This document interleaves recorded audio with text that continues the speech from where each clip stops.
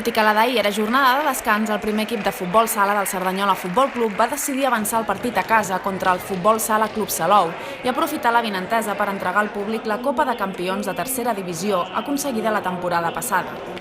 L'acte d'entrega va ser previ al xiulet inicial, amb la presència d'alguns jugadors de la temporada passada, així com del capità Julio, lesionat aquest any, que va ser l'encarregat d'aixecar el trofeu. El partit en si va estar marcat clarament per dues parts. Una primera amb possessió i domini dels locals i una segona amb un Salou lluitador al màxim que va demostrar que l'esperança és el darrer que es perd i que a força de voluntat va aconseguir remuntar el marcador a falta de 30 segons pel xiulet final.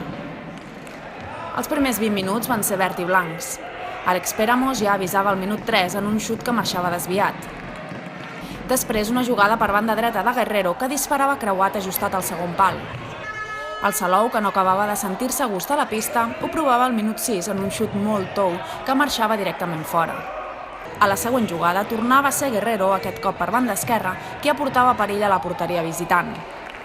Acte seguit, triple oportunitat pel Salou en dues jugades sense perill i una tercera per banda dreta d'atac on Òscar Orrios toca la pilota amb la mà i Esteller desvia amb el cap gairebé des de sota els pals. Al minut 16 i després de molta insistència arribava el primer gol local, en un xut enverinat de Gerard Esteller que es colava per l'escaire superior esquerra de la porteria del Salou. Una pèrdua en defensa tornava a posar les coses difícils al Cerdanyola Futbol Club, però Òscar Orrios aturava de forma magistral el dispar de Salou. A 3 minuts pel final arribava el segon gol a Guiera, en una passada en llarg per Gerard Esteller, que escurat a la línia de fons servia en safata el gol a Pedro per fer pujar el 2-0. El segon temps no podia començar millor pels verd i blancs, amb un penal per mans que Gerard Esteller estavellava al pal esquerre d'atac.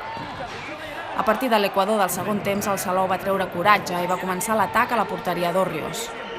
Primer, al minut 10, en un dispar que el porter va aconseguir rebutjar. 2 minuts després va arribar el primer gol visitant en una jugada enrevessada dins l'àrea. Al minut 16, novament Òscar salvava el que podia ser l'empat, llançant-se a terra per enviar l'esfèric a córner. A la següent jugada, Gerard Esteller intentava rematar de mitja volta una esfèrica que el porter enviava a córner. A 2 minuts pel final, el Salou empatava el marcador en un rebuig a terra d'Òscar Orrios que aprofitaven els visitants per marcar de cap.